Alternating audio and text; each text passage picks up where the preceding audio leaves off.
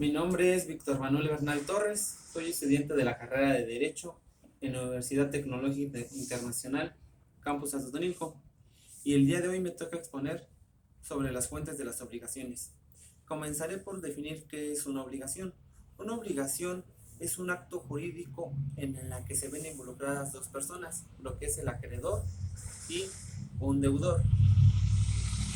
Las fuentes de las obligaciones son aquellos hechos jurídicos, que dan origen a la obligación, es decir, los hechos jurídicos mediante los cuales dos personas se encuentran en la situación de deudor y de acreedor uno del otro.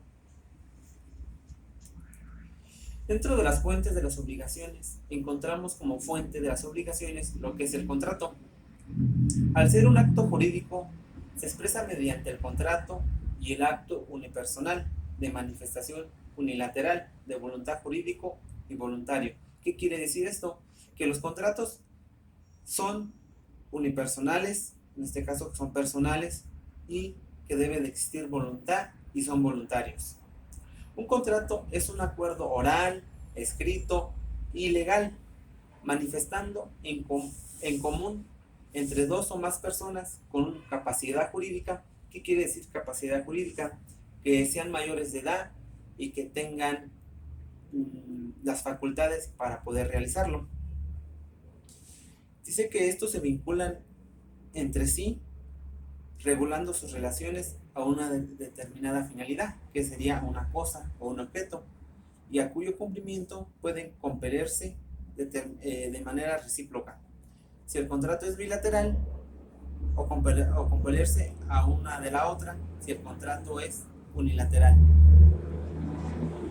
Encontramos lo que son la clasificación de los contratos. De acuerdo a sus funciones específicas, se clasifican como bilaterales y unilaterales por la interdependencia de sus obligaciones, por la valoración económica de las prestaciones.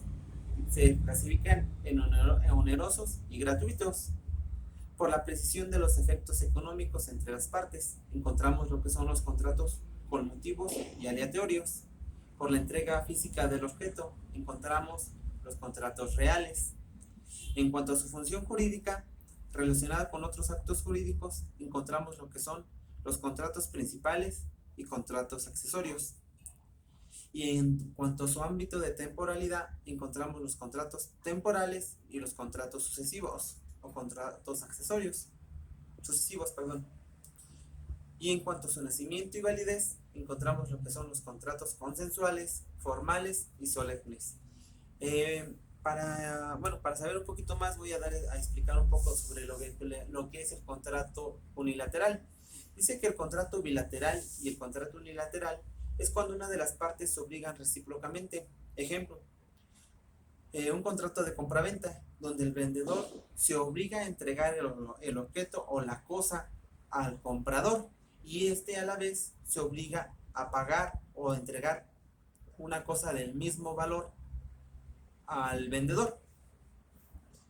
Lo que es el contrato unilateral es cuando una de las partes se obliga hacia la otra sin que ésta a su vez quede obligada. Estamos hablando sobre una donación. Encontramos también lo que es el contrato oneroso y el contrato gratuito. Se define como contrato oneroso en el que se estipulan provechos y gravámenes recíprocos. Ejemplo, el contrato de arrendamiento, donde el arrendador concede el uso y el goce de la cosa, de un inmueble, de un automóvil, por ser un ejemplo. Y el arrendatario se obliga a pagar el uso de esta cosa o de este objeto, llamándolo como renta. El contrato gratuito es cuando solamente una de las partes se ve beneficiada. Este puede ser, ejemplo, un contrato de donación de algún objeto o de alguna cosa, donde a lo mejor un familiar le dona a alguien, o a un papá, un ejemplo, papá e hijo le dona algún inmueble. Encontramos lo que es el contrato conmutativo. Se le considera contrato conmutativo al que en su celebración se conocen las ventajas o pérdidas económicas que resienten las partes contratantes. Un ejemplo puede ser un contrato en el que se hace la compra de una siembra, en el que aún sabiendo que puede haber alguna desventaja, ya sea por el tiempo o por cuestiones externas a la naturaleza, puede haber una pérdida, pero aún así se realiza dicho contrato. Encontramos lo que son los contratos instantáneos. Los contratos instantáneos son los que solamente son por un tiempo, solamente es un ámbito de temporalidad, solamente tienen, su ejecución solamente tiene vigencia. Son contratos que se realizan en un acto temporal. Por ejemplo, puede ser algo express. También encontramos lo que es el contrato sucesivo, que como ya había dicho o dado un ejemplo, puede ser lo que es el arrendatario y el arrendador, donde constantemente o mes por mes se está haciendo un contrato donde se está pagando algún objeto o la renta de algo, el uso y el gozo de dicho inmueble, por ejemplo, y en este caso el arrendatario, perdón, recibe una renta. Dentro de lo que es un contrato, se requiere que exista la voluntad, la manifestación inequívoca de la voluntad de ambas partes para que conformen dicho acto jurídico. ¿Qué quiere decir esto? Que debe de existir voluntad tanto de ambas partes para que pueda realizarse un contrato. Se denomina voluntad entre presentes cuando ambas personas se encuentran, o se denomina manifestación o voluntad de ausentes cuando una persona no tiene la voluntad de aún así realizar el contrato. Un ejemplo podría ser la pensión alimenticia, que aunque la persona no tenga la voluntad de realizarla, es una obligación y un deber que tiene. El artículo 1112 del Código Civil nos dice y nos enumera 4 requisitos para la validez del contrato. Esto es para todos los contratos. Nos pide el consentimiento, nos pide la capacidad, nos pide el objeto y nos pide la causa. Como primera, el consentimiento.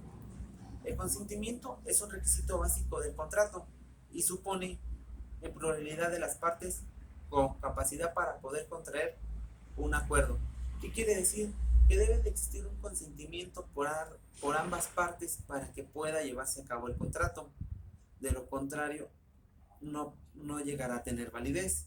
Para que exista el consentimiento, se necesita la existencia de voluntades individuales y el concierto de esas voluntades. ¿Qué quiere decir? Que cada individuo dentro del contrato esté de acuerdo y tenga voluntad de realizar dicho contrato. Dentro del consentimiento encontramos lo que son los vicios del consentimiento, lo que es el error y el dolo. El error es tener una opinión contraria a la realidad según su naturaleza. El error cometido por uno de los contratantes puede tener diferentes validez del contrato. Por ejemplo, que el caballo haya sido objeto del contrato era, desde luego, que el comprador quería comprar el que el vendedor quería vender, pero era un caballo de tiro, cuando quien compró creía que se trataba de un caballo de carreras. Y bueno, como aquí ya viene un ejemplo, donde dentro de un contrato no se especificó la compra de un caballo, mientras que el comprador pensaba que estaba comprando un caballo de verdad. Dentro del contrato se le estaba vendiendo un caballo de madera, no, perdón, un caballo de tiro. Tenemos lo que es el dolo. El dolo es un error provocado, es un engaño. La víctima no solo se engaña, sino que ha sido engañada y es parte de un delito. Es una causa de nulidad de la convención de cualquier contrato. Tenemos dentro de los vicios del contrato lo que es la violencia. Para que un contrato tenga validez no debe de existir violencia, ya que si existe es algo ilícito llevar a una persona contra su voluntad por el temor a sufrir alguna violencia de cualquier índole. También lo que es la lesión. Un contrato lesivo es un contrato injusto para una de las partes, en el sentido de que no se obtiene la ventaja correspondiente a la prestación en que se efectúa. ¿Qué quiere decir esto? Que ambas partes deben de corresponder de la misma manera, partes por iguales. Un ejemplo, si yo vendo un inmueble, se me debe de pagar al valor que tenga. No puedo vender un inmueble y que me lo paguen a lo mejor en 2 pesos cuando vale 1 millón de pesos. Ah, eso no tendría validez, por lo tanto se puede anular. La capacidad de las partes, nos dice el artículo 1114 que cualquiera persona puede contraer si no está declarado incapaz por la ley y no puede, y no puede prestar consentimiento. ¿Quiénes no pueden prestar consentimiento? Las personas menores de edad, los menores que no estén emancipados, las personas dementes, los sordomudos o personas que no sepan escribir. El objeto y la causa de la obligación del contrato. El objeto de la obligación es la prestación prometida. Todo contrato tiene por objeto una cosa, que una parte se obliga a dar o que una parte se obliga a hacer o no hacer. Estamos hablando dar una cosa, dar un objeto, el hacer una conducta, el hacer una acción. El no hacer es lo mismo, no hacer una acción, no hacer una conducta. El objeto del contrato es la operación jurídica considerada. El objeto varía hasta el infinito. La operación puede ser una permuta, una compraventa, al contado o al condicional, una partición, etc.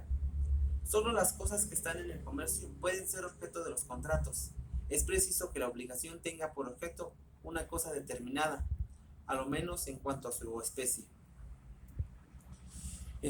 Pues como sabemos y como conclusión puedo determinar que los contratos son actos jurídicos pues de mayor realización, lo que es pues, en nuestra vida diaria. Las personas se encuentran constantemente celebrando acuerdos de voluntades sin tener pues la plena certeza y el conocimiento del conjunto de normas jurídicas que regulan dicha actuación, de tal suerte que ocasionalmente se generan problemas en la celebración o en el cumplimiento de las obligaciones pactadas dentro de estos contratos. Es por ello que nosotros como licenciados en Derecho es indispensable pues que tengamos el conocimiento de la normatividad y de la validez con la que debe de llevarse a cabo un contrato para que podamos celebrarlo de una manera en la que no se vea ninguna de los involucrados afectados, puesto que pues, en nuestro servicio profesional pues en numerosas ocasiones seremos consultados para llevar a cabo la celebración de dichos contratos. Es por lo que pues, debemos de saber un poco de la teoría del contrato y de las fuentes de las obligaciones. En este sentido, pues el tener todos estos conocimientos nos ayuda a nosotros para poder llevar a cabo de manera correcta y eficaz dichos contratos. Conocer más a fondo las cláusulas, conocer qué tipos de contratos podemos manejar para poder llevar a cabo cualquier situación, tanto personal o que la sociedad necesite. Gracias.